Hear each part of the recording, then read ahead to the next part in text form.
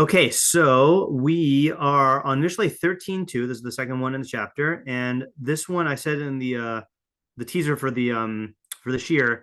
The first half of this pasuk is almost identical to a pasuk we did in the last parak, and then the second half involves one of the most difficult recurring Mishleic archetypes to define. So we have our work cut out for us. Okay, so let's see what we get here. Okay, who wants to try to translate? Mipri pi ish yochal tov v'nefesh bogdim chamas. Yeah, sure, I can translate. Go ahead. Ish, from the fruits of a man's mouth, he will eat good.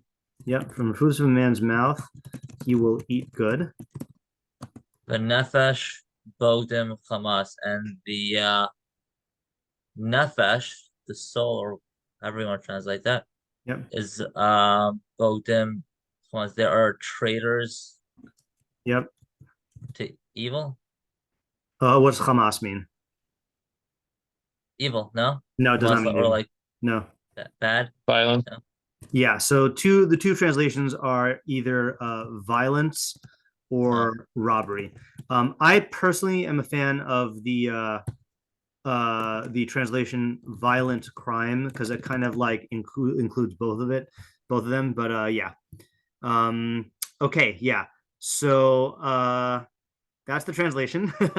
um, I'm just going to point something else out right now because even though Alter is going to point it out later on, one thing that a lot of the Mefarshim are bothered by is you notice that there's no like verb here. It just says, but the soul of the traders, Hamas, you know? So the question is like, you know, what exactly is the relationship between the Hamas? I mean, there's not like a question on a list, but like, what is the relationship between the Hamas and the soul of the traders, just in terms of like reading the pasuk? Okay, so let's look at our minimalist Mefarshim here. Yeah, Isaiah? Um, is traders, do you have this like I feel like traders means that they're like has like a national kind of vibe or something like that. I feel Okay, like yes. it means more like a treacherous person, Yeah, treacherous. not like a We'll use traitor. treacherous. Yeah, we'll use treacherous. Treacherous. Just to differentiate. That's a good point. Yeah. Okay. So the BDB says that bagad means to act or deal treacherously. Again, this is a very difficult phrase to translate in Tanakh in general. Um, yeah. All right. So let's just leave that for our analysis here. Okay. There is no Mitzudas Tzion, unfortunately, so he doesn't actually help us with this. Targum Sadigon, the Sadigon's translation says, Mipri davar ha'adam roi sheyochal tov. So from the fruits of, now, I don't know if this is a typo, like, or actually maybe it's not a typo. It might be like davar ha'adam, like the statement of a person, because, you would think that the mouth has to do with speech. So, but it is weird to say davar ha'adam. Actually, you want hold on just a second here. I actually know the Arabic. One of the rare words that I know the Arabic for. Let me look at Sadigon here. Let's see if we can figure. Oops, that is not the Sadigon I wanted. Um, let's actually see if we can figure it out. Um, so, um, so if why is he suddenly not showing up?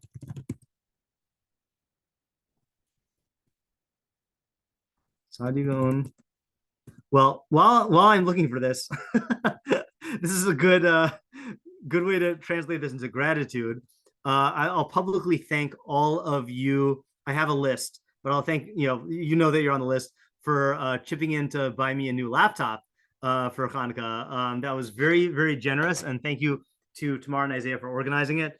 And hopefully, I will no longer have to contend with these laptop issues, and this will benefit all of us. So thank you very much for that.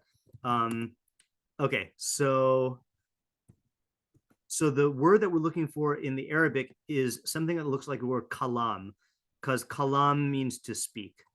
So if it uses that word, then our translation is correct. Let's see here. So it says in Sadigon. So his Hebrew is here. Oops, sorry, the Hebrew is here, and the Arabic min. Oh, okay. All right, so now I don't know.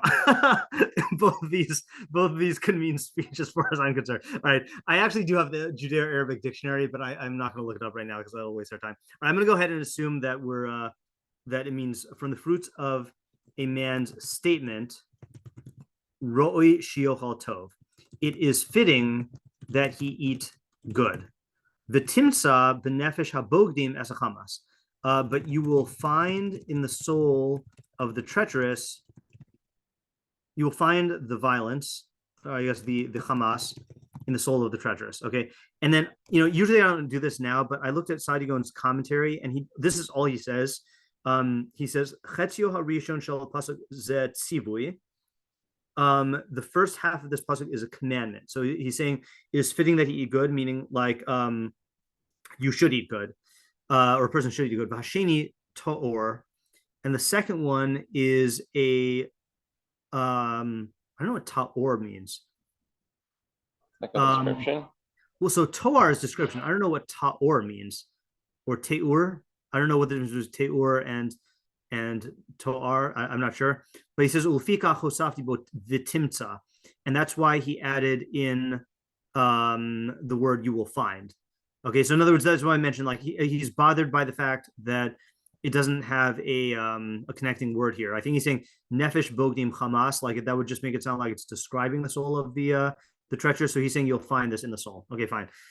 Okay, the Targum Ksuvim I couldn't quite get. Gavra min pri pumi nisba tavasa. So he translates it as from the soul, from the fruit of a man's mouth, he will be satisfied with good. V'naf shehon devazoze tischataf. Again, so I know the words here, I just don't know the conjugation.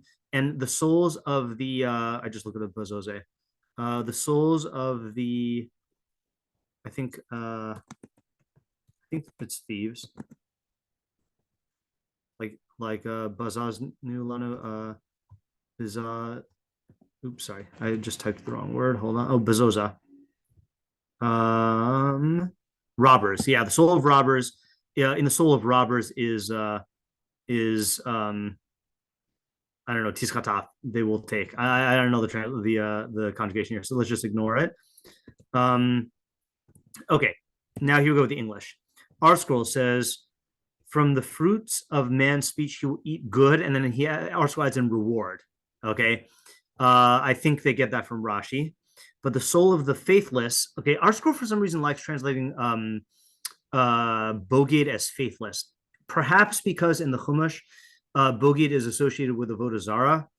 I'm not sure why they say faithless though. Will eat violence. Okay, so this is the most common move that I've seen among the Mefarshim, that they say that this word yochal, will eat, is supposed to go in both halves. Okay, so I'm going to go ahead and say, in brackets, will eat Hamas. Okay, but you don't have to say will eat. You could just ignore that. You could just say, but the soul of the treacherous, Hamas. Okay, living, there's no reverse, so we have to go back to living nach. Living nach says, from the fruit of man's mouth you will eat good, but the treacherous desire violence. So this is a very interesting use of the word nefesh. Okay, nefesh can mean desire. So they say like the yearning of the treacherous is for violence. And that kind of solves the missing verb problem. Okay, and then alter says, from the fruit of a man's mouth he eats goodly things. Okay, now here comes a kind of an alter move, but from the throat of traitors comes outrage. I have no idea where he gets outrage from, how Hamas is outraged, but then here's his commentary. He says, the parallelism with mouth in the first verset and the contrast between virtuous and vicious speech suggests that the multivalent nefesh here has the meaning of throat. No clue where how he's getting that exactly. The verb comes has been added to clarify the Hebrew, which has no verb or merely the implied verb is. Okay, so I think we're safe with ignoring alter for now because he just takes too many liberties, as he often does.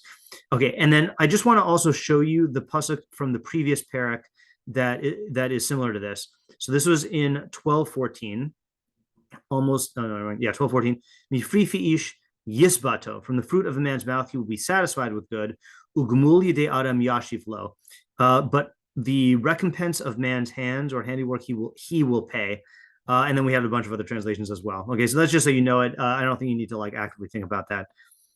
Okay, so let's go ahead and bring this down here so we can see it. I'm going to go ahead and keep these other translations up.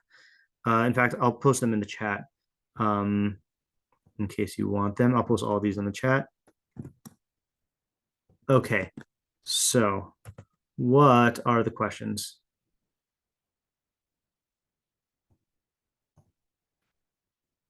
Not the easiest pasuk to figure out here. Yeah, Isaiah. Why in the first half is it not like a chacham or a tzaddik, or seems Okay. like it's just an ish gives you tov? It's like not really, doesn't Okay. seem commensurate. So I'm going to go ahead and ask who is the first half talking about? Okay, so does ish mean like any person or an average person? Okay, or is it speaking about a specific kind of ish? And if so, what kind of ish? What kind of, sorry, I gotta transliterate these here. Does ish mean person, or is it speaking of a specific kind of ish? And if so, what kind, and why doesn't it specify explicitly? Specify explicitly. Okay, Ayala. So what does it mean that the person will eat good? Like, first Yeah. of all, why does it use the verb eat? And then also what specifically is the tov? Okay, what is the good in this context? And then what does it mean that he will eat good? Yeah, David. Why fee ish? Like why fee? And especially if it's talking mishleically, I feel like a lot of times if it's gonna be like a physical good, it's probably not gonna come about through somebody's speech as much as somebody's physical action, which I think is more tied to not their talking. Okay, so let's start with the basic. What is the mouth? What does mouth mean in this context? Okay, and then I guess your implicit question here is what like I guess why are these fruits described as coming from the mouth of a person rather than the actions, right? So like pre yadecha, I guess, is like the standard phrase of like your handiwork. Yeah, Rivki. So I was actually going to ask the same one as number 5, and just to like further at before I ask a different question, and it could just be like the same thing, or it could be furthering it. Does it mean that we have to take it as specifically his words because it says that as opposed to his actions, or is there like a different meaning that we could understand? Okay, yeah. So let's just say, what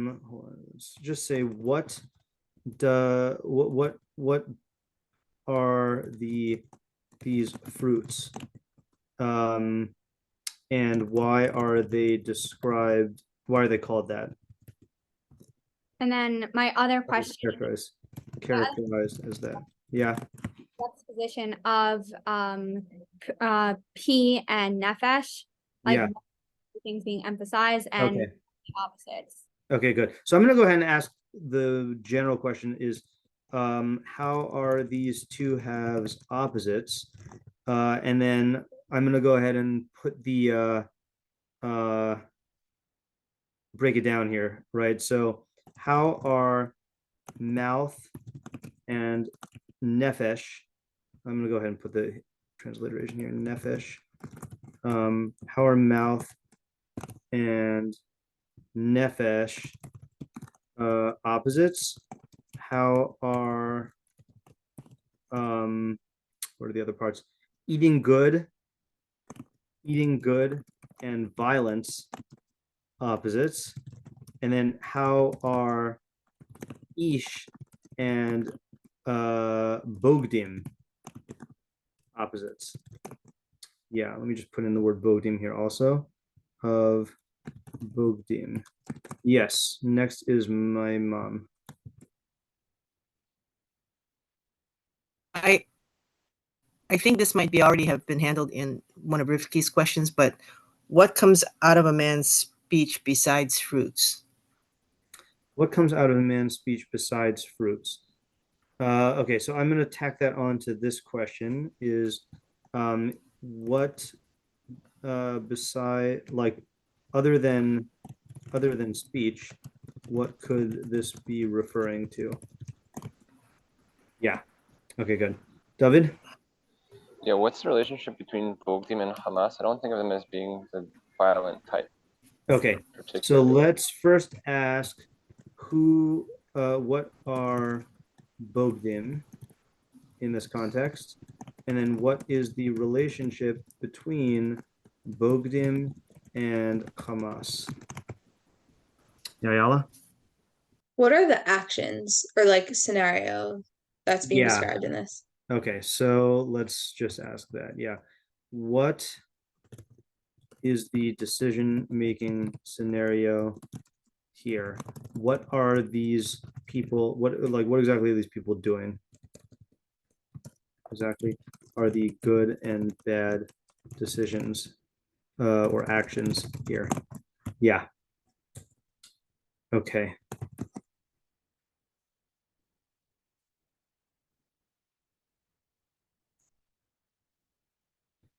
I do feel like we have to ask who the audience is here. And that's going to be very connected to our first question, but it might not be, because if the audience is like I guess, yeah, let's see. Who is the audience of this pasuk? Okay. Is it the ish in the first half? Or is it some like bystander? And like, what is the audience's role in the scenario that the pasuk is describing?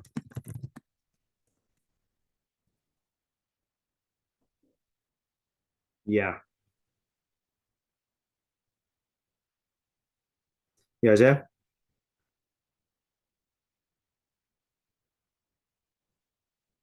Yeah, Isaiah? I don't know if that was Never mind. okay. Did we ask about, yeah, we asked about eating, I think, right?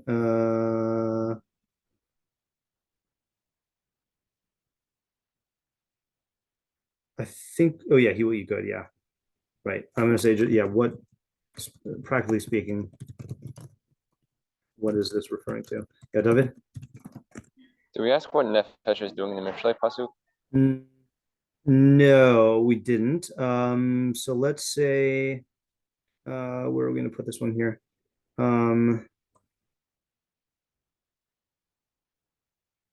Yeah, what does, I'm gonna put the opposite question towards the end. Okay, so the question is, what does nefesh mean in this context? I'm not sure why you asked it specifically about what is it doing in a Mishlei pasuk. Let's just put that. Yeah. Yeah. Okay, yeah, just to clarify that if this is talking of, if we're going to define Nefesh as being something that's more of a metaphysical type of thing, that doesn't seem to be relevant to someone who's looking for practical decision making. Okay. Perhaps, but as you can see from here, the word nefesh is used 56 times in Mishlei, so it does seem to be, relevant. So I'm just gonna keep it as a definition question. Yeah, Ariel. Yeah, I just have a question on, the translation of the pasuk. Are you able to translate the second half of the pasuk as, but the nefesh of Bogdim, I mean, if you translate Hamas as robbery, you can say like the treasures he will rob, like he will Hamas, or I don't is think that so. no, you can't. Yeah, I mean, you could put the word like the soul of the Bogdim. You could like add in the word will do Hamas. Right. Like he'll do that, but yeah, you can't make Hamas into a verb. The best you could do is like put in another verb to like actionify Hamas. I'm just gonna simplify Right. this here by going like that. I mean, you could say he will do Hamas. Yeah.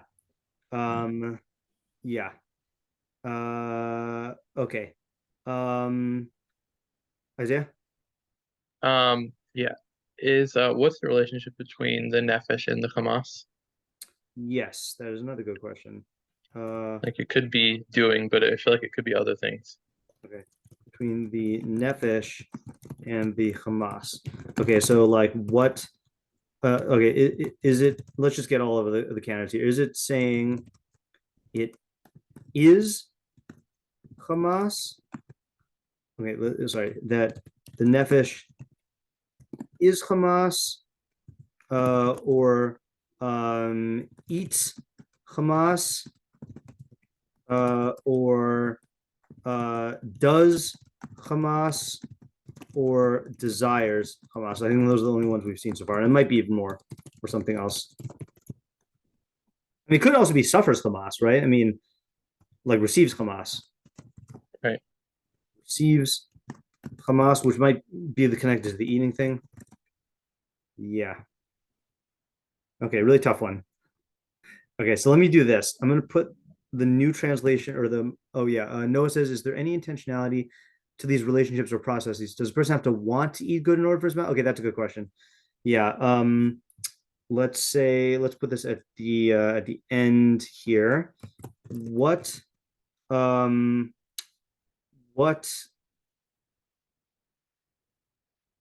intentionality are we assuming or not assuming in the two halves of this pasuk? Okay, so for example, does the person have to want to eat good in order for this to happen, or is it like automatic somehow? Okay, that's a good question. Okay, yeah, Ricky. Yeah, I don't know if this is like a literal question or just something that I'm struggling with to try to think. Does it feel like the first half is much more, I guess, physical in the sense that it's about like physicality, and not that eating is bad, but it is a physical action. Whereas I feel like the second half is much more, I guess, similar to what David was saying, like metaphysical. Okay. Yeah. Like think of idea based off of that, because they feel so opposite and like different. Okay, so let me just school you a little bit in nefesh. Okay, and then this is for Rivki and for David and for whoever else thinks this. Nefesh really is not spiritual in Tanakh. Okay, like most of the time, like for those who hold by the 3-level division of nefesh, ruach, and neshama, nefesh is always the physical one. Okay, like the animal, okay, in the 3-part division, nefesh is like the physiological part of you. Nefesh means like nefesh is also used for like the part of the animal that gives it life. Nefesh also is the nefesh habahami, is like the animalistic soul. It's true. Sometimes, the Rambam's rule of thumb is saying you have to look at the context whenever this is used. But I'm guessing that if you look at the places where nefesh is used in Tanakh, the majority of them are going to be the physical soul, okay, or things connected to the physical. So I would like, yeah, what was that? I was gonna say, like, I remember that from a shiur that you gave, like, over Zoom when COVID started. Like, I know that it's considered to be one of the, I guess, like, more quote unquote lower levels, but I still feel like the connotation is still that it's not the same thing as saying your arm. It's not saying that your arm is violence. It's still something that's more, I guess, well, realm. But here, let me, I'll counter that, is if nefesh means life, right, and the life of the bogdim is chamas, then I don't think it would have that connotation. And I think that the majority of the cases, again, I haven't done a count, and there's a lot to count, right? There's how many? Does it tell us the number of results? Right, like, I mean, nefesh in the Ma'aser Bereshis means creature, right? Essentially, I mean, look at all the first instances of this are those things, kol nefesh chaya, So yeah, I don't think or their lives, yeah. So I don't think it has that connotation. Now it can have that connotation, but I think I'm not saying like you and David are imagining it. I'm just saying, like, I think that you're walking into it because the English word soul has a very spiritual connotation. So, but yeah, I don't think that's what nefesh is. So regarding this pasuk, how would you translate it if not like specifically soul? I think that's one of the things we have to analyze. I wouldn't be inclined to say the like physicality or the desire. Those are the two ways I would think to translate it. I'm curious what the BDB says on this. BDB says soul, living being, life, self, person, desire. Oh yeah, there's another one, self or person, right? Like I think that came up recently in a pasuk that like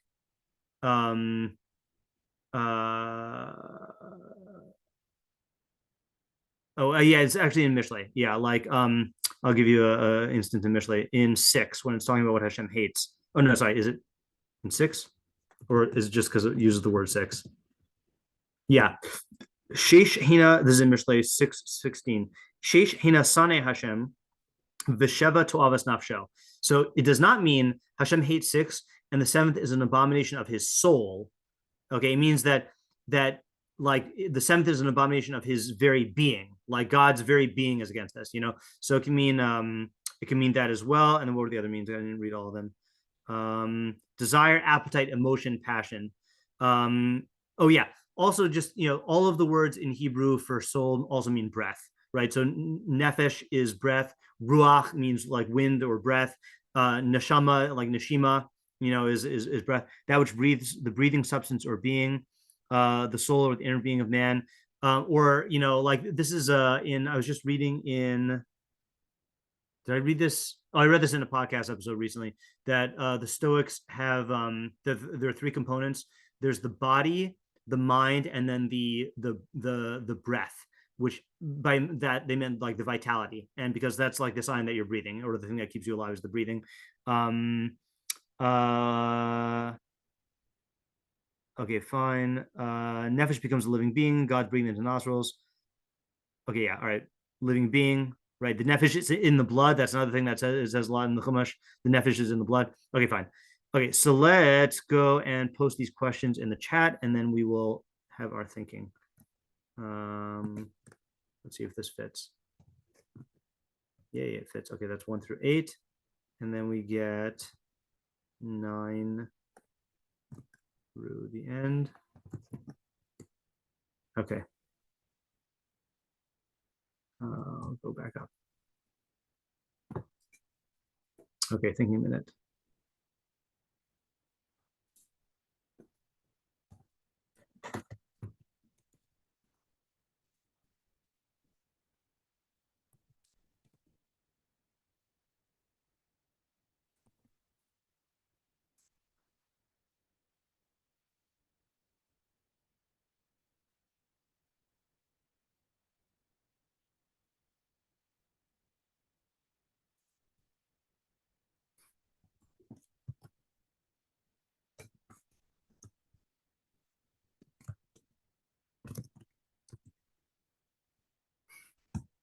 It's a tough one to translate. I'm going to post this in the chat again.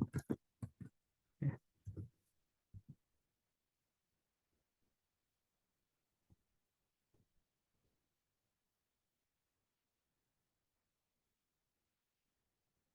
I mean, I personally think that unless you have a really clear idea of what Bogdim are, I think you really just need to forget about the second half of the pasuk and just work on the first half, because I think like it's just such an unknown for Bogey that we have to like just focus on the first half and then like make inferences about the second half. But didn't we have Bogey before? Like this is Zach's notes on this. Yeah,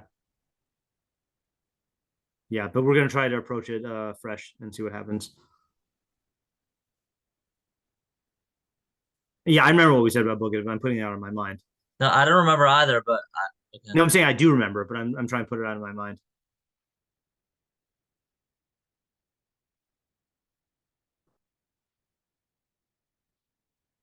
It's a tough one.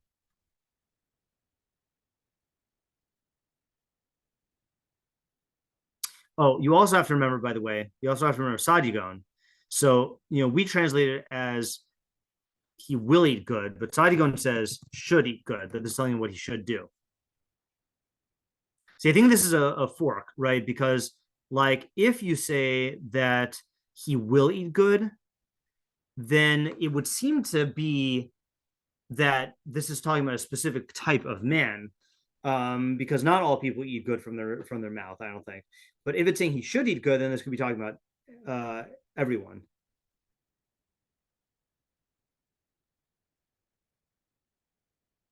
It's a tough one. Okay, Ariel, you want to start us off? Yeah, I just have a half-baked idea on the second half of the pasuk.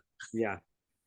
I'm gonna sorry, but the nefesh, I'm gonna translate nefesh as desire. Okay. All right. I think that a bogade is, and I don't remember what we said, so I'm just gonna just say what comes to mind now. Like a bogade is I'm gonna translate it as a treacherous traitor, that same. It's treacherous to what's right. Okay. He's like normally man, like I think by nature is good, but a bogade, he's treacherous to man's nature. Okay. So a traitor to man's nature, right? So because he's a traitor to the norm, which is good, like he's gonna desire Hamas, he's gonna desire violence. And that's kind of how I'm reading the second half of the pasuk, and I think that I think like the consequences of that is he's always going to be involved in treacherous activities. That's all I have so far. But okay, yeah, I hear what you're saying. saying. I think it sparked an idea in my mind, so that's I'm not gonna say it yet, but I think that's look. I think with a puzzle like this, you have to like plant your flag. Like you have to like take a stance and then like follow the intuition, because otherwise you're just going to be paralyzed at every step. Okay, so Yeah, that's all I have. So all right, that's good. All right, so I am going to say the name Arya, but I assume this is David. Yeah. Okay, I got a different approach. Okay. Okay. I'm thinking this could be talking about the value of consistency. Okay. And so if I'll start off, I think just more directly, the second half of bogey is obviously someone who's very inconsistent, and someone who's either opportunistic or something of that sort, that he keeps jumping to whatever seems to be the best at the moment, the best opportunity. And I think putting that versus someone who's an ish, I'm taking each to just be someone who's staying straight and like sticking to what they hold of, sticking to a system. And I think it's then saying that someone who sticks to a system and sticks to that which they hold to be true, there'll be good that comes from that. And someone who bounces around, just keeps trying to take whatever is the best possibility at the moment, like very opportunistic, that's going to lead to Hamas, which I would understand as being something that's very, like, I mean, I think like as we talk about as being like a breakdown of society type of thing, but I think it's something that is someone sees something, wants it, and takes it without actually thinking about larger consequences that come from it.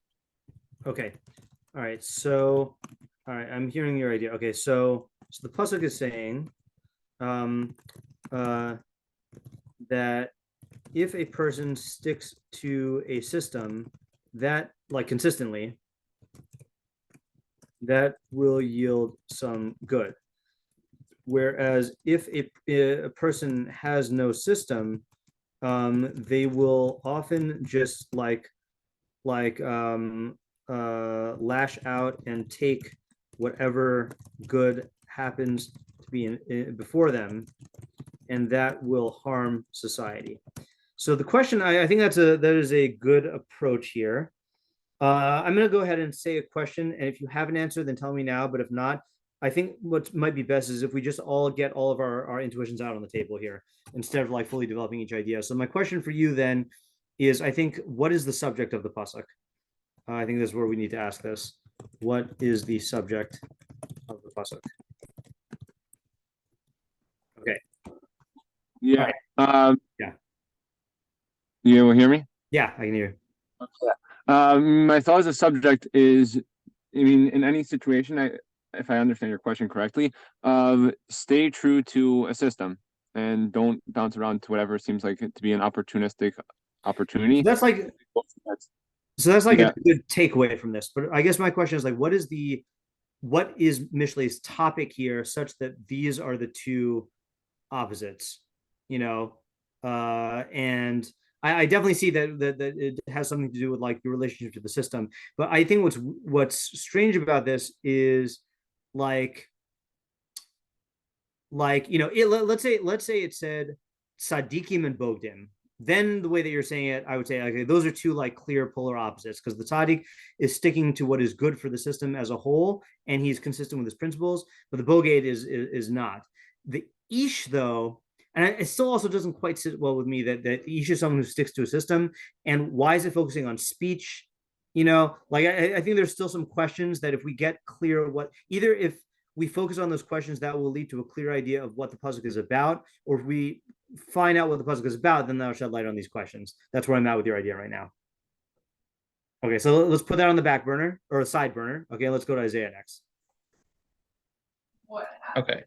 So I think this is pretty different from the other approaches. Okay. So what I'm thinking is that maybe what it means that from the fruit of the mouth of a man, good is eaten. He should eat good, he will eat good, means that a person should like normal communication or normal goals are achieved by like open communication between people. So meaning like you should like talk about what you're trying to accomplish with other people, and that will bring about like, good benefits.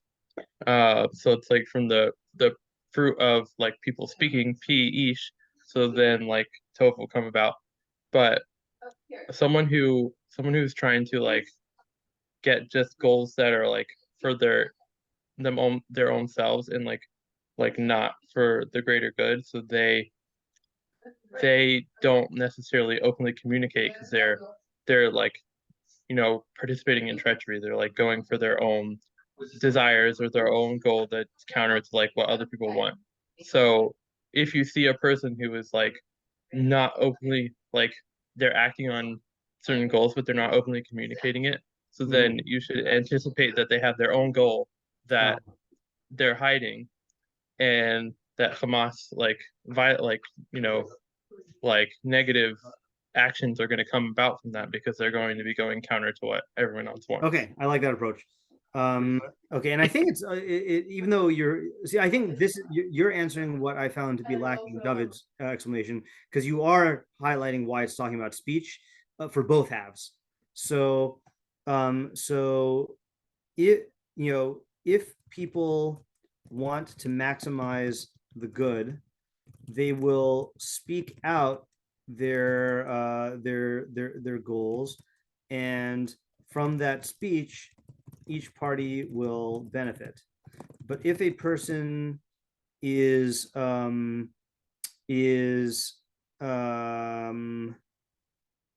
concealing, or I guess is not talking out the good that they seek, then chances are they are concealing some sort of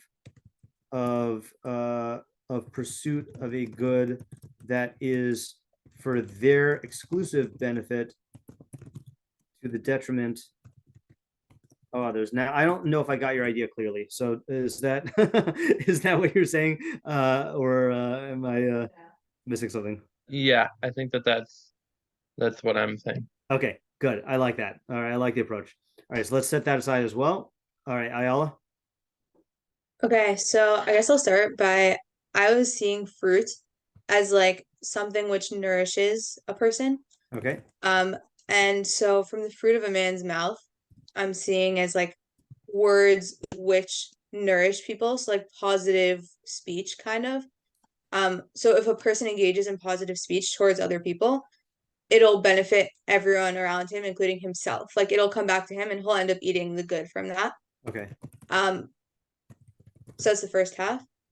And then I would say the second half is that someone like the Bogdim, I think, are like, I guess people who are maybe using negative speech, but in ways that are like I don't think it's like specifically like negative speech, but just like not really being fully honest, making people like doubt them kind of.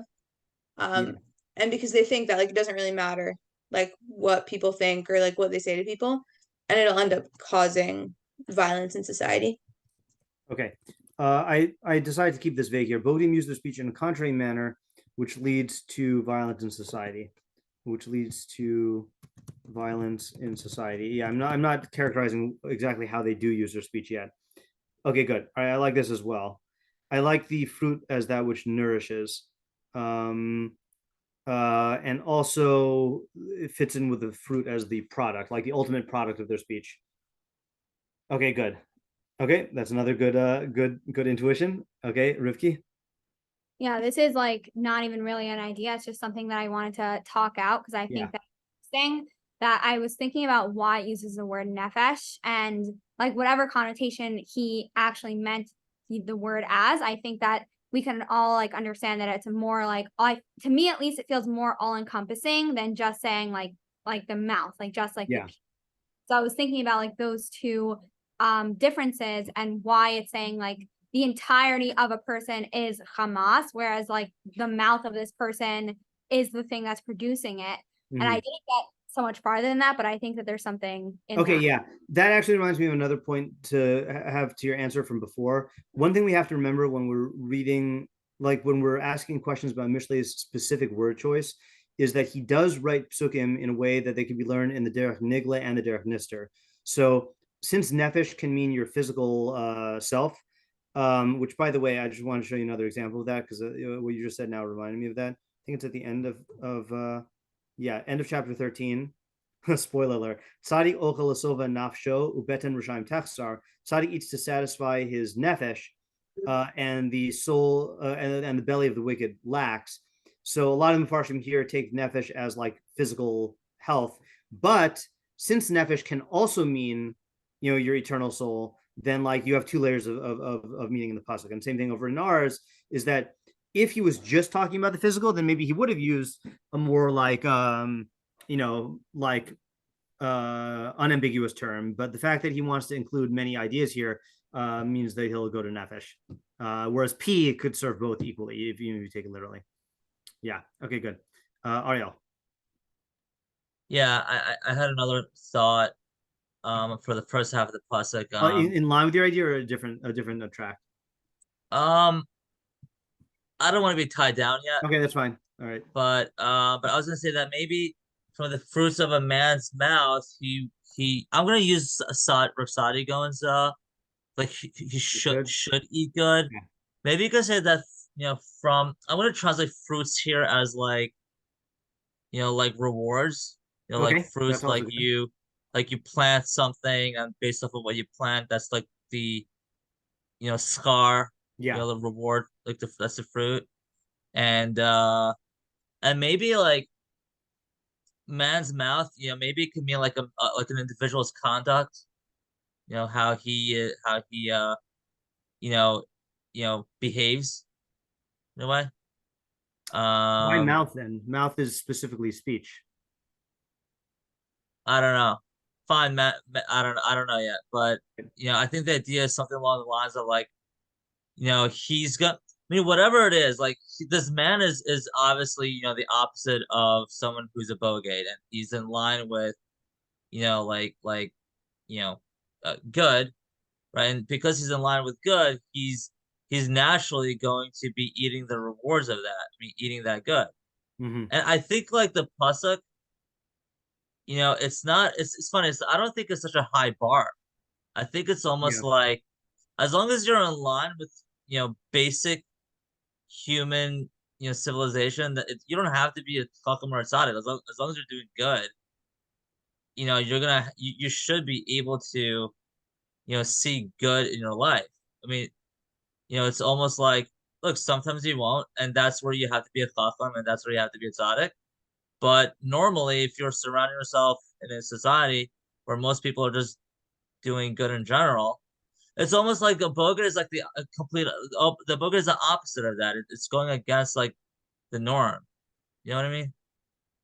I don't know I don't know what you mean. I know what you mean by the book is going against the norm from your last idea that like he's yeah. So maybe it is in line with my last idea.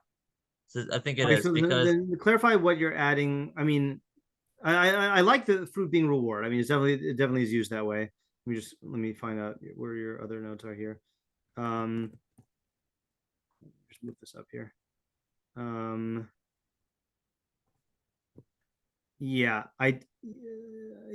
don't. And you're doing Sadigon. Yeah, I mean, you really would have to sell me if P does not mean speech. Like it's almost like just ignore that for a second. Okay, sure. All right, I don't think that's gonna make or break the main idea. Okay. Okay. I just want to say, okay, let's start with the second half of the pasuk. The second half of the pasuk is saying that a boged is someone who's treacherous to man's nature. Now, what is man's nature? It's just being aligned. It's just being good. I mean, good is it can be a low bar. Like you don't have to, in order to not be a Russia, you just you just don't have evil thoughts. But if you're just normal, if you're just with the status quo, like you're just living life. Now, look, is that better than a chacham or such? No, but you're just living a good life. You're not necessarily going one way or another, right? It's just you're neutral. Okay. So, so like even if you're living a neutral life and you're in a good, and good meaning you're just, not doing bad, like you're gonna see good. You're gonna eat that good based off of what you do, and that's the reward. Yeah, I hear the idea that you're saying, but the pasuk seems to be way too specific to me to be saying an idea like that. I mean, boged is a specific thing, P-ish is a specific thing, yochal tov is a specific, The reason why is because ish is very like, it could have just said tzaddik or chacham. It doesn't say anything. Like ish is almost like just a man. It's just a man. I like that assumption that this is just talking about a normal person. Yeah, I think it still needs some work. Yeah, Rivki. So I think that maybe, I'm not sure if something similar to this was said, but I was thinking that maybe it's really teaching us about like how actions and words can be two separate things. And how in the first half it's saying that the person who, and I think it could be including action. Like let's say if you are doing good actions and with that you have like good words, then you'll have like the fruits of that, which will be, I guess, I'm not sure why it would be like eating well, but that's something I just have to think about. Whereas with the second half, that the person's entire being, so that means that their words and their actions are both like attuned to violence. So it's more of like, I think the first half is just saying that you have to like look out for someone who that it's not in accordance, that someone who is like saying things, but their actions are saying a different thing, or that their actions are like, if they're not congruent, then it's an issue. But And are you getting actions from, where are you getting actions from in the pasuk? Is that from the Hamas in the second half? I was thinking Hamas in the second half, but I was also thinking that because generally speaking, when we say like from the fruits of something, we don't use mouth. We say from like like you were saying, of his hands. So I was thinking of more of like, because like it's a weird way of saying it, and usually we take it in that way, then what could we learn from that? Okay, but where I have the same question. I do think it's a legitimate move to say that since the second half talks about action, then the first half is also assuming action. But say one more time what the emphasis is on speech in the first half. What is that telling you? That the speech is saying that meaning that actions matter, because you can see in the second half, obviously actions matter, but not only actions matter, also words. And I think he's saying that like, don't fall into a trap of thinking that someone's actions are good, so that means their intentions are good, but also that you have to really, really listen to what a person is saying and see what the results of that person's words are. And clearly, if the person's words are producing good, then that means that they have like good intentions, both in their actions and their words. Whereas if they don't have that, then it means that even if their actions could be good, that they're not actually good at heart. Okay. Who wants to evaluate? So I wrote here just as notes. This is talking about the relationship between a person's actions and speech, and the audience is someone who wants to evaluate the overall person. And so Mishlei is saying that you have to look at both their actions and their speech. Okay, I'm gonna try. I don't have an idea, but I just want to try taking. I feel like a lot of what is being said is very complicated. I just want to try taking a simpler approach, and this might end up complicated as well. But I just want to see what happens if we try this. Just gonna give me 1 second. So first of all, I'm going to translate this as okay, let's do working translation. Okay, from the fruit of a man's mouth, okay, i.e. his speech, he will eat good, okay, which means he will receive benefit. The nefesh bogdim, but the yeah, so this part, hold on, the nefesh bogdim, but okay, so you could, it could be that nefesh is also speech, I'm thinking, because the that is the famous second creation of man, where it says Vayitzer Hashem Elokim es Adam afar min adama vayipach be'apav nishmas chayim vayhi ha'adam lenefesh chaya. So Hashem God fashioned the man out of dust from the earth, and he blew into his nostrils the breath of life. Vayhi ha'adam lenefesh chaya, and man became a, so the pasuk says living being, but Onkelos translates it as leruach mamalala, as a speaking spirit. Okay, so it could be that nefesh is referring to speech also. So let's just try this out. But and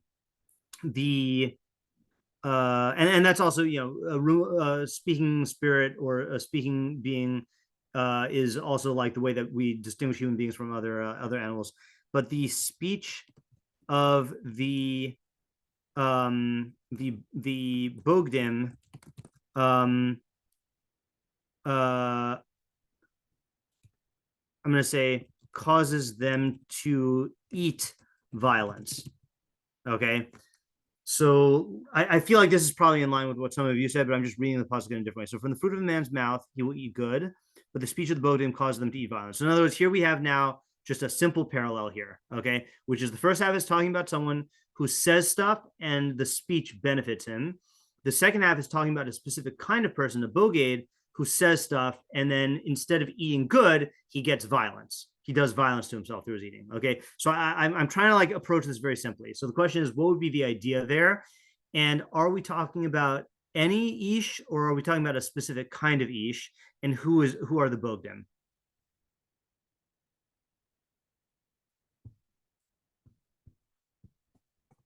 I'm asking that, not knowing the answer, but I want to explore this. And I feel like of the ideas we've said so far, this is closest to this. I think Ayala's approach fits into this, because Ayala is focusing on what the speech that you do does to the people around you, and then how that like affects you. Isaiah, it could be in line with Isaiah's as well. I feel like Ayala's has the advantage of it being more intrinsically about speech, whereas Isaiah is looking at the speech as like a diagnostic tool.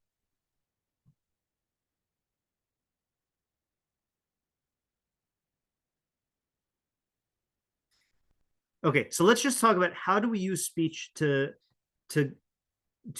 benefit people. Okay, very simple thing, right?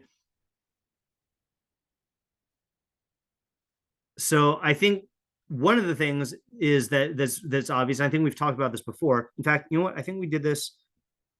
Let me just see it. I feel like we did this 2 years ago, maybe. Chaim of Amavis, or was that something else? All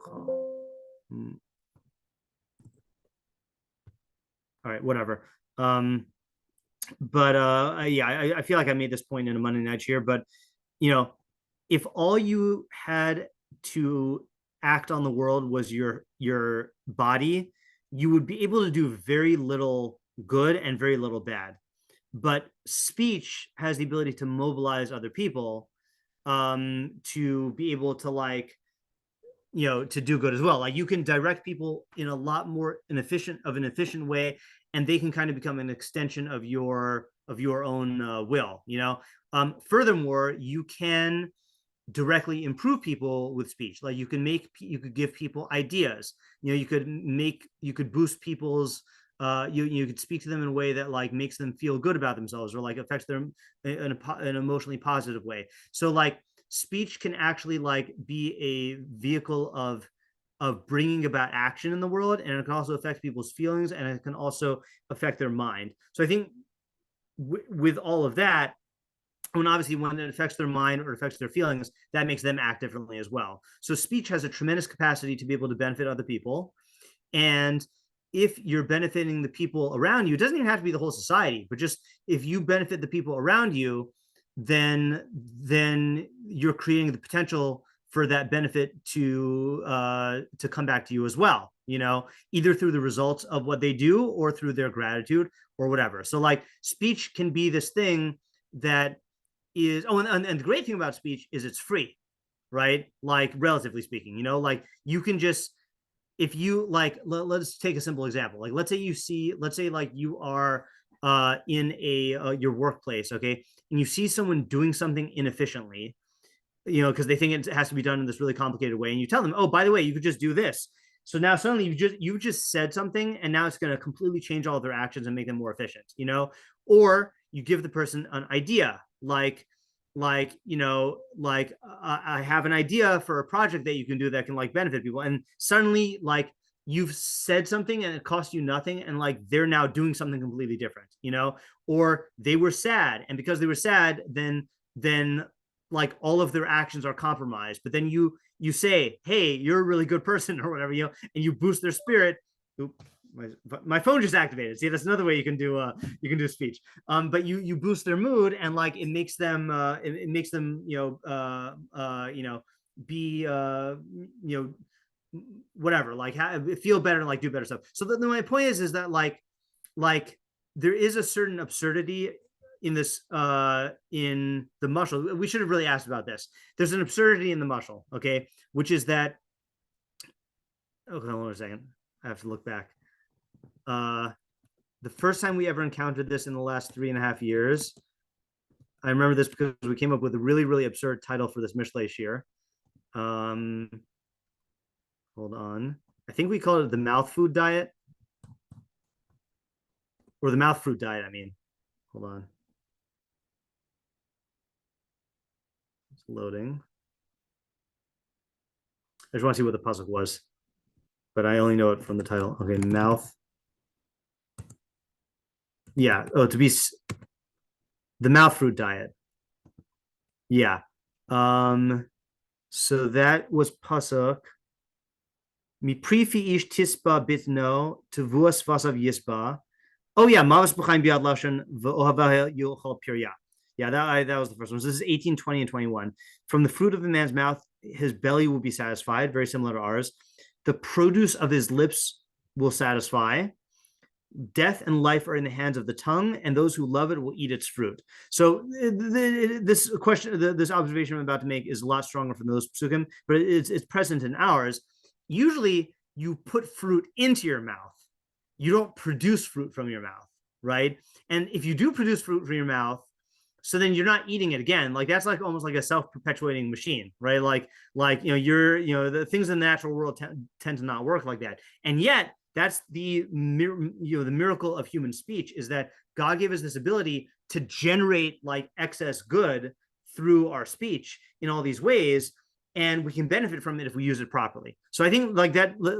I guess I've talked myself into Sadigon's way of learning it, that from the fruits of the man's mouth he should eat good. You know, that there are so many ways you could use your speech to benefit people, and you yourself will gain a mishleically selfish benefit from that as well, because you're going to reap all the benefits that accrue to you from that. Okay, so let's work that. Now, what would be the opposite? V'nefesh bogdin chamas. Let's see if we can work out a definition of a bogade who's going to be the opposite of this. So the bogade is going to be someone who, okay, the polar opposite would be he wants to withhold benefit from other people. Okay, and maybe that's the sense in which he's being traitorous or treacherous, is that he, I mean, like some of you were saying, that he is only acting in his own self-interest, and he somehow thinks that by speaking to other people to benefit them, then he's going to somehow lose out, you know. But really, all he's doing is he's going to do violence to himself. Like a good example of this is the Talmidim of Rabbi Akiva, right? That they, one of the two interpretations I've seen in the different midrashim are that one says that they did not share, they were stingy with Torah with each other. They didn't share ideas with each other. The other one is that they didn't honor each other. In both cases, they're viewing this as like a zero-sum game where if I give you any sort of benefit through my speech, then I'm taking away from myself. But what they should have realized is no, by sharing ideas with you, then everybody benefits. You benefit, and then our Torah is better. And if I honor you, then I create a society which values chachma, and we all benefit from that. So I think I'm talking myself into an idea here. Let me just try writing this out here. All right. Okay. So potential idea. So this pasuk aims to highlight the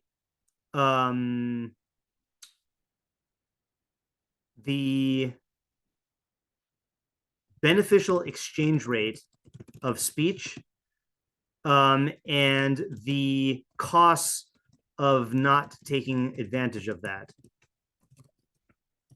That exchange rate. Okay, so simply by speaking, you can benefit those around you by directing them to change their actions, or by uplifting their emotions, or by enhancing their minds. Okay, and those benefits will accrue to you directly or indirectly, all at very little cost. Okay, so therefore, okay, so I'll say the other side. Okay, but if you believe that using your speech to benefit others will take away from your good, the only result from that will be self-violence. Okay, by either harming or withholding beneficial speech from those around you, you're ultimately just going to harm yourself. Okay, and I think that this is I think this might be why the pasuk uses a neutral ish with an extreme boged, because it really is a very simple choice. An average person can just get a steady stream of like generating good for themselves. But if you just withhold that, so then you're just going to be doing, you're going to be betraying your fellow man by withholding good from them and doing violence to yourself. It's like going to be an extreme consequence here. So I'm just going to say that this is why the pasuk, this is why the pasuk uses a neutral term in the first half, as if to say that anyone can gain these benefits. Okay, and extreme terms in the second half, because if you withhold this type of speech, you're doing great violence to those around you and to yourself. All right, that's my idea that I'm developing right now. Okay, I do think that this has elements of Ayala and Isaiah. In Ayala, I think what I'm trying to do, I think I got this from Ayala, is I was just trying to expand on what we mean by positive speech and how it benefits other people. And I'm saying, I don't know, I don't remember what Ayala was saying. I don't even think you have to say that they're using their speech to, like, let's say like a Late or a Russia or a Ramai. They use their speech to actively do violence and crimes to people. I think this is just talking about, like, if you just don't use your speech to do good, then you're going to get bad, and it's going to scale in different proportions. Like if you're, imagine a simple case. Okay. Imagine like, I don't know, you have one person and you and this person are at your workplace and you get tasked with doing something like peeling potatoes. Okay. And let's say you know a superior potato peeling strategy and they don't know it. And let's say you like get paid by the amount of potatoes that you both end up peeling together, like the total. Okay. So it is very easy. Just tell them how to peel potatoes better and they'll do it. And then you'll both benefit. And if you withhold that, then like you're gonna get the detriment, you know? So like it's not even talking about using your speech to actively cause damage.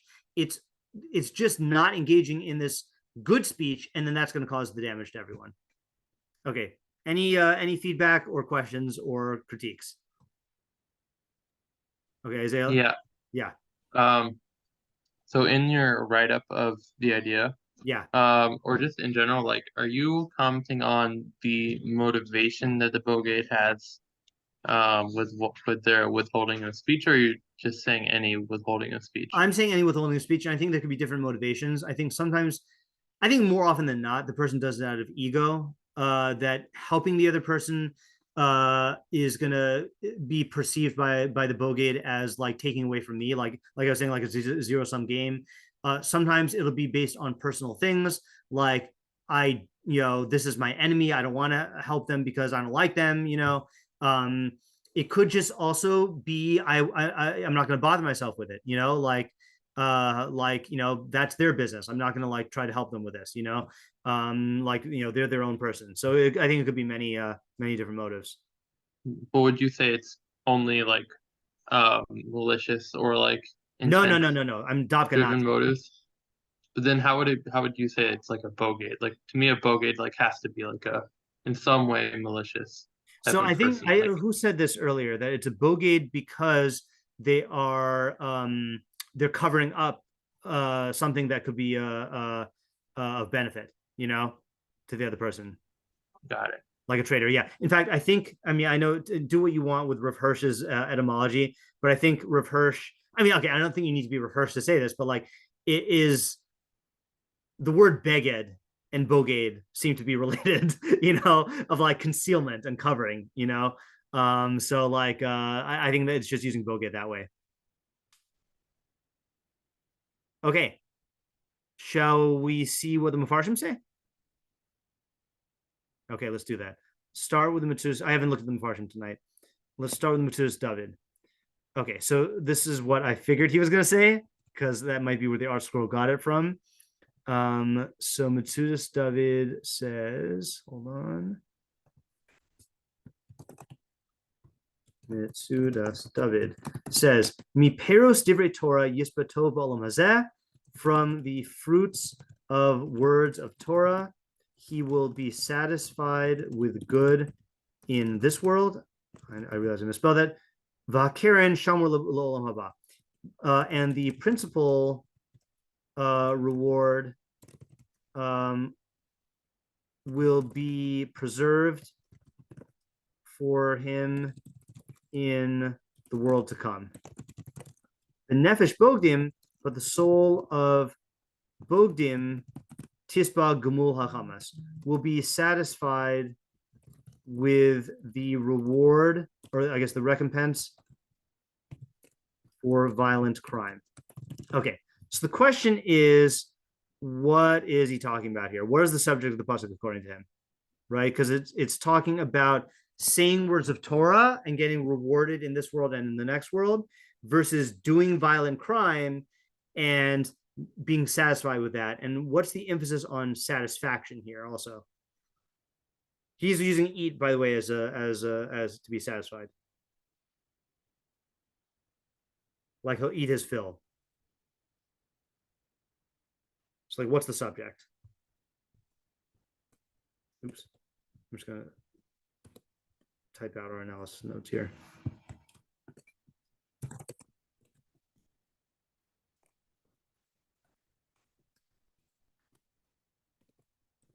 What is the subject? Okay, how are the two halves opposites according to him? Yeah, Isaiah. I don't think I'm answering your question, but it seems to me like maybe he's saying that the Bogate is like kind of suffice, like satisfied with the purely physical, but like the person that is good is getting something that's like more than physical. Yeah, that is definitely consistent with what he's saying. Yeah, Ella? Not an answer, but a question on the last thing about the Bogdan will be satisfied with the recompense for violent crime. Does it literally mean satisfied in a good way, or it means like I I think don't it know. means like sarcastic, like Okay. like you'll eat your fill of punishment,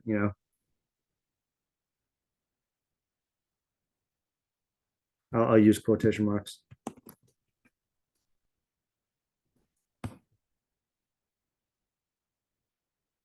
I think Rashi says something similar, not surprisingly. It could be that Metzudas gets it from Rashi. So Rashi says, so from the reward of his Torah, he'll eat good in this world, and the principle will be preserved for him. Oh, he does say nefesh means desire. The desire bogdim is violence.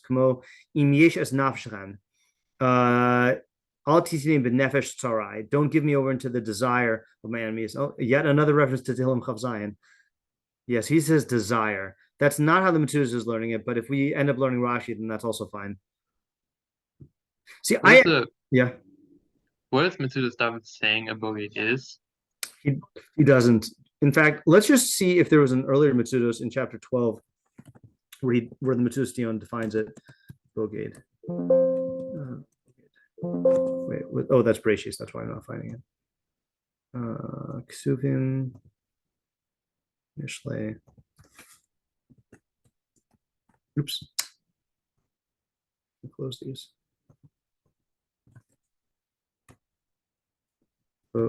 Bogate. Wait, am I? Hold on. Didn't I just say that there's that? Where was the other pasuk? 12:14. Did I miscite that? 12. Oh no, that's pre-ish. Okay, hold on. Yeah, so where was the Bogate pasuk? That was in 11. Wow, it's already been that long since we've done this. Yeah, Bogdan. Okay, so Tumas Bogdan. I think this is the first Bogate in the main part of Mishlei. So let's see if Metzudas Tion says Bogate. Nope. I think we had this problem last time when we were trying to do Bogate. I think like no one defined Bogate, or very few people defined Bogate. Yeah. Yeah, so we're on our own here.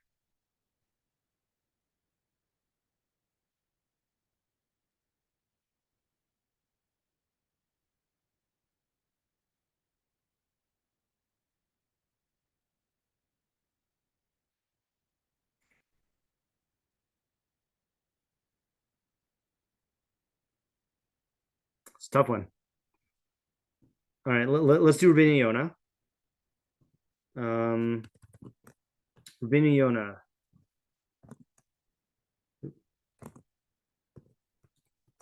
Says, Miprifi ish, from the fruits of a man's mouth. Im hochicho, if you rebuke him, hine sachar hatochachas ito, then if he rebukes him, then he has the reward of rebuke with him. Okay, so I guess that means that that you can get the reward for rebuking. Okay, so he says the nefesh of bogdim, violent crime. Okay, so he says tavas habogdim chamas, the desire of the bogdim is violent crime. Ve'ech yochiach es b'nehem, yochichu es b'nehem, and how can they, or how will they, I guess, how will they rebuke their children? Ki achrei shetavas habogid chamas, v'chein tavas haresha, because since they desire violent crime and wickedness, Rasha lo yikshe be'ena bechoz beno b'midas haraos hahena.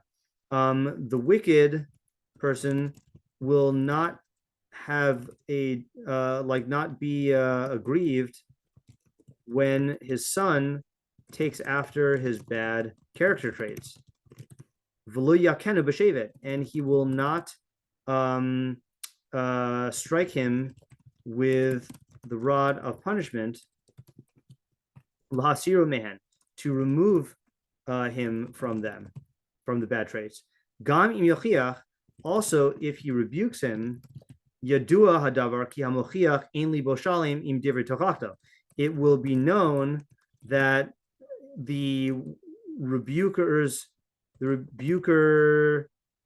heart is not whole with his words of rebuke. Okay, so this is, by the way, David is the only one who said the idea of bogey that we had when we were doing chapter 11, which is inconsistent. What we said was that tzaddik in Russia is referring to how you relate to the system outside of yourself, and bogeyed and yashar had to do with how you relate to your own values. That a yashar, all of his emotions and his mind are in line with his values, and the bogeyed is at odds with his own values. So that seems to be like what Rabbeinu Yonah is highlighting here, that, or at least he's highlighting that kind of hypocrisy. That there was a commercial in the 80s, I think it was an anti-drug commercial, and it's like one of these like over the top 80s like PSA commercials where like I'll find it, I'll post it in the chat, where like this father like finds like drugs in his kid's room, like it might be like marijuana or something like that, and like the father like goes ballistic and is like yelling at the kid, and he's like, you know, where did you get this from? Like, who taught you how to use this? Who taught you how to smoke this? And then the kid like says, I learned it from you, Dad. I learned it from you. And then the commercial like has some message about like not doing drugs in front of your kids or something like that, you know. But like that's it's depicting that thing of like you can't expect your kid to listen to your rebuke if you're not living that way yourself. So that's gonna be another problem here. Lo yuchal liyashev hadvarim ad shiyu nishmaim. He won't be able to settle the words. I don't know exactly how to say that. To the point where they are heated. Okay, so the Rabbeinu Yonah is saying something definite. I just want to remind ourselves, what was the previous pasuk about? I kind of forgot already. Yeah, review. I feel like it's more on that pasuk. That's literally what I was thinking. Yeah, no. But what he's doing, I think that's exactly what he's saying. Is he is what do you call it? So the way he learned the last pasuk was, if you see a son of a wise person. So if you see a wise son, then you know that his father rebuked him. And if you see a late, then you know his father, that he didn't listen to his father's rebuke because his father didn't rebuke him. Now he's giving advice for the rebuker. Okay. And that's where he's getting the context from. Yeah, we should have done that when we were trying to figure out what the pasuk is about. That's always a good move. You don't know what the pasuk is about, then look at the context. So he's now saying that from the fruit of man's mouth he will eat good. So the person in the first half of our pasuk is not a bogeyed or a rasha, meaning he is someone who, it doesn't necessarily mean that he's a yashar, but it means that he is someone who is not inconsistent with the words that he's rebuking his kid with. So he's going to rebuke his kid, and he's going to get the reward for having the kid who listens to his rebuke. Whether that reward is in this world, you know, like let's say he rebukes his kid for like not being responsible, you know, and now he has a responsible kid, and now the father's not going to have to like clean up after his son's messes, you know, and in the world to come in terms of like raising a good human being. Okay, but the focus of this pasuk is on the nefesh of the bogdim, the desire of the bogdim. So in other words, this is talking about how the desire of the bogdim is going to interfere with their ability to give rebuke to their children, and that's going to create problems for them within their own household. That that the son is going to take after your bad mitos if you're a bogeyed, and you'll lose any authority that you have over him, and that's going to cause those problems to compound, you know. So this is giving like so this is really the audience of this pasuk is the parent who allegedly wants his kid to have good mitos and good behavior, but does not bother correcting his own behavior, you know. And he's basically saying the consequence is that you're going to lose your ability to correct your kid, and it's going to cause you grief as well. Yeah, that's a good idea. Yeah, not like we said, because we were not thinking at all about the previous pasuk. And I think this also accounts for why it says ish, because this doesn't have to be a tzaddik. This is just anyone who is not acting contrary to his own, his own the contents of his rebuke. And it is interesting that parents do think that they can get away with this. Like they think that their kid is just going to obey them because they say something. But if you go with what do you call it, rhetoric, ethos, pathos, and logos, then we know that ethos is the most influential thing. Like the character of the speaker holds the most influence over whether his words will be persuasive. Yeah. Okay. I'm just gonna skim this. I don't think I want to do another one tonight. I'm just looking. Let's just look at the Ralbag really quick.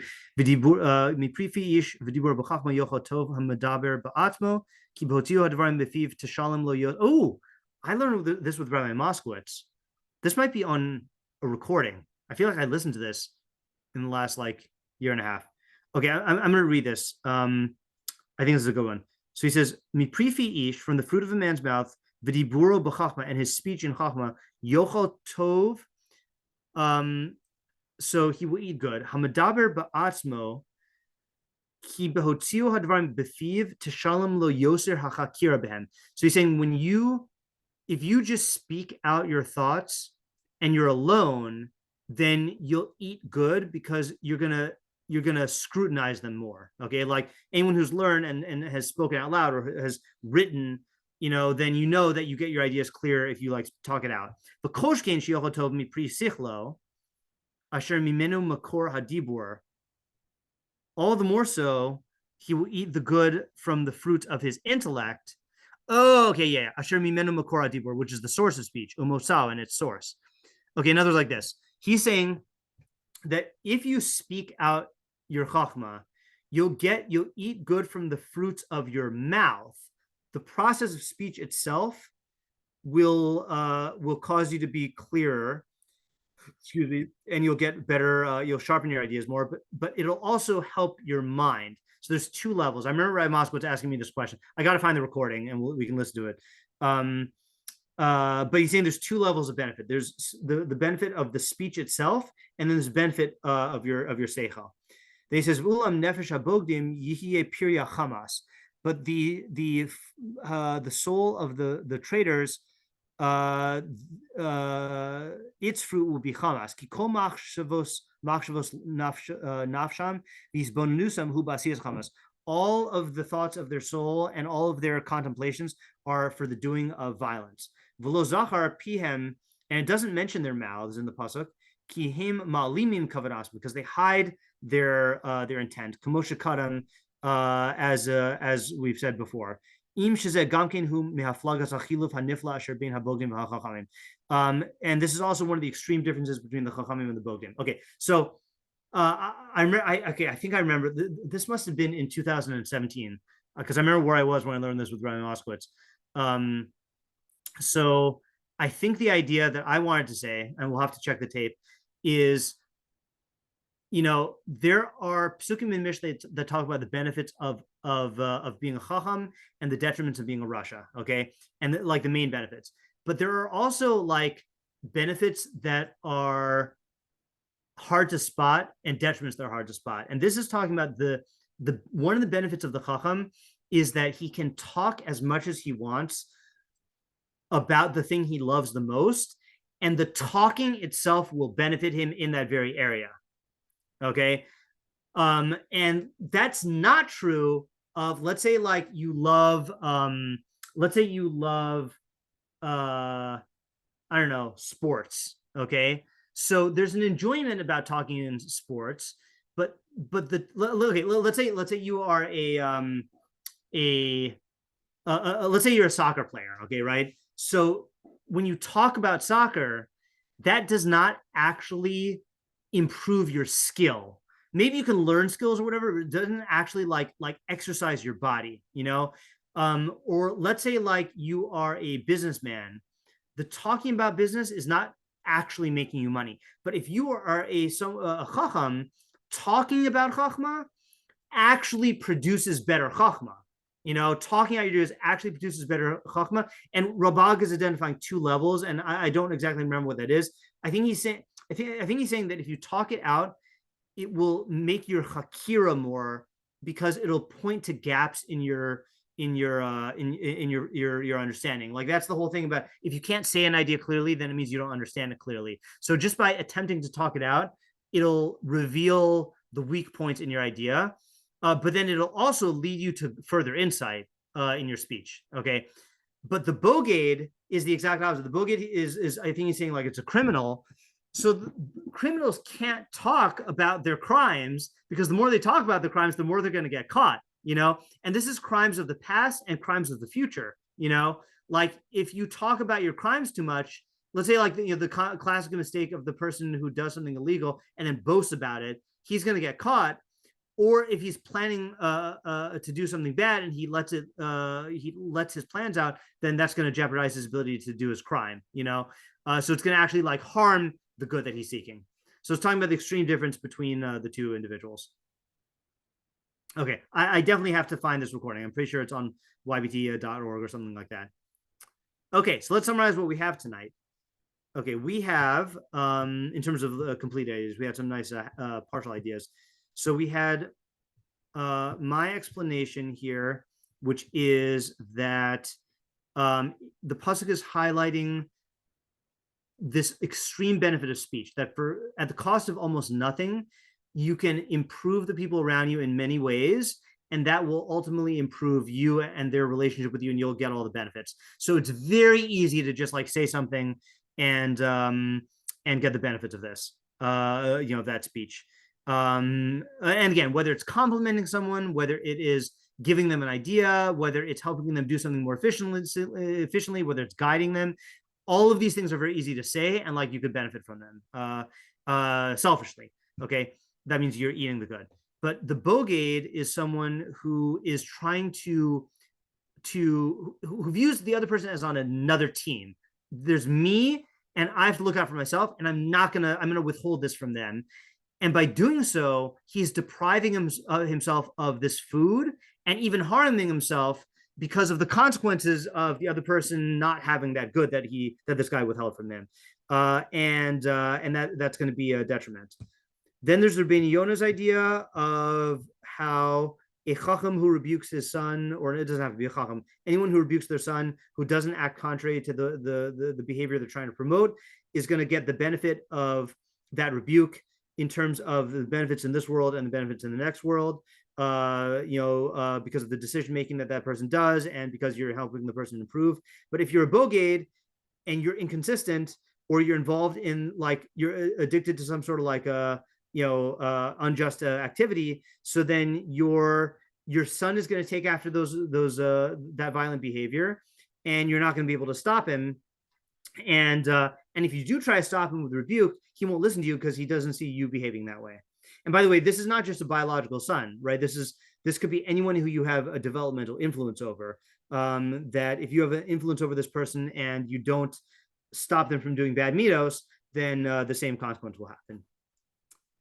And then there's the Ralbag's idea, which we just said, which is that it's talking about how a side benefit of being a chacham is that the more you talk in chachma, the more your chachma increases. Just from talking it out, you'll reveal gaps in your chachma and be able to fill those gaps, and you're also be able to get the idea clearer. And then if you're a bogade, some sort of criminal, and you suddenly you can't engage in speech about it, and if you do engage in speech, you're only going to jeopardize your ability to continue doing what you love doing. Okay, tough pasuk, but very different ideas. Okay, that is that. As far as I know, next week we will be on. I will, God willing, be in Connecticut again, but we should have shiur as usual this time because I don't have parent-teacher conferences. Yay! Okay, thanks for coming, everyone, and thank you again for those who chipped in for the laptop. It is scheduled to arrive tomorrow, so hopefully we'll see the fruits of that that good use of speech of like coordinating that. Okay, have a good night. Thank Thank you. you. Have a good